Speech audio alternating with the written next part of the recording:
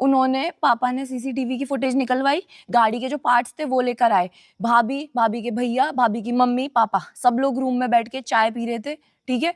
उनको पार्ट्स दिखाए, वो भैया, उनके भैया हंस के कहते हैं, रॉकी भैया जो है ना, वो हंस के कहते हैं, हाँ इनसे क्या होगा, अंशु देख तेरा बाप क्या लेके आया है, इनसे क्या होगा, इनसे कुछ नहीं निकलेगा, ऐसे करके उनके से कुछ नहीं होगा, हमारे लिए दुश्मन पैदा हो जाएंगे, हमारी बेटी के लिए दुश्मन पैदा हो जाएंगे, हमारी बेटी के बच्चों के लिए दुश्मन पैदा हो जाएंगे। प्रॉपर्टी की वजह से ही तो बेचारी के पीछे तुम लोग पड़े हो, पूरा खानदान।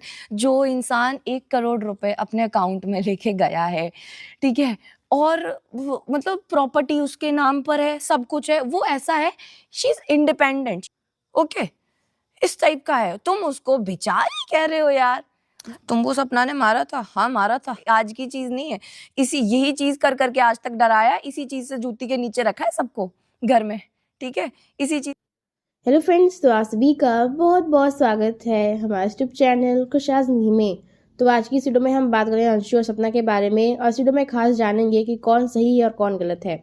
तो जैसा कि आप सभी ने देखा होगा कि अंशु ने एक वीडियो डाली थी जिसमें बताती हैं कि मैं किसी भी कंट्रोवर्सी के बारे में बात नहीं करूंगी या मेरी तरफ से कोई बयान नहीं आएगा।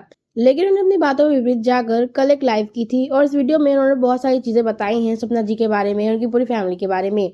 तो शुरू करती हैं और बोलती हैं कि जब राजवीर जी का केस था उसके बारे में जो इन्वेस्टिगेशन हो रही थी उनको रुकवाया गया था, और बोलती हैं कि जो सपना जी थी वो जो भी एविडेंस थे, कार जो शीशे थे, कार के शीशे थे और जो भी सीसीटीवी फुटेज थी उन सबको नकार देती हैं और कहती हैं कि इनसे कुछ पता नहीं चलेगा। और साथ में वो ये भी कहती हैं कि जो सपना जी थी उन्होंने ये कहा था कि कोई इंसान मुझसे दुश्मनी कर लेगा तो मेरे बच्चे पे खतरा हो जाएगा, और इसीलिए सारी इन्वेस्टिगेशन बंद करवा दी गई थी। और वो ये भी बताती है कि जो उनको चोट लगी थी बैक में वो भी इनके कारण ही लगी थी, और जिसके बाद सपना जी मायके चली गई ताकि उन पे कोई शक ना करे, व्लॉग में ना आए अंशु जी, जिससे लोगों को सच्चाई ना पता चले।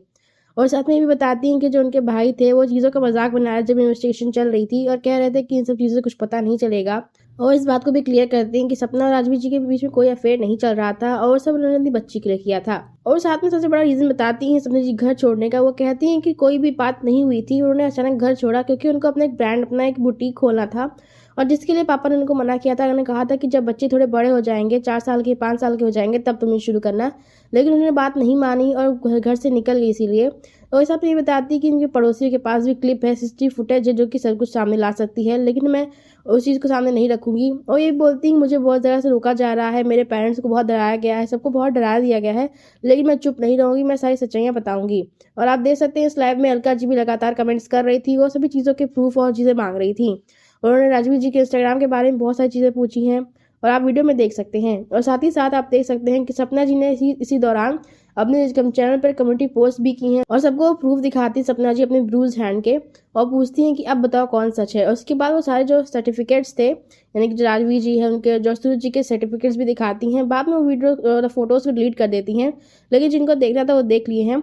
और इस वीडियो में वो पोस्ट में वो ये भी लिखती हैं कि जो ये अंशु बोल रही हैं कि कोई जो है इन्वेस्टिगेशन नहीं करवाई गई, इन्वेस्टिगेशन को रोका गया, तो अंशु के खुद के पेरेंट्स ने उस सर्टिफिकेट को बनवाया है।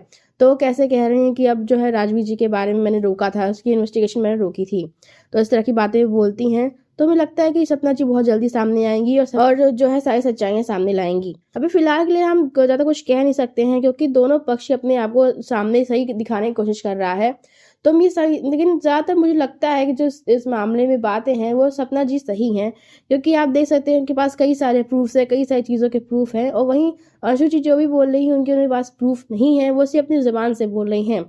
तो अगर आप किसी के साथ रहते भी नहीं तभी आप अगर आप कुछ भी देखते सोशल मीडिया पे आप बिलीव कर लेते हैं, इसलिए कुछ भी कह पाना बहुत ही मुश्किल है। तो इस पर आपकी क्या राय है मुझे ज़रूर बताइएगा, और आज की इस पूरी वीडियो को देखने के लिए आपका बहुत बहुत धन्यवाद।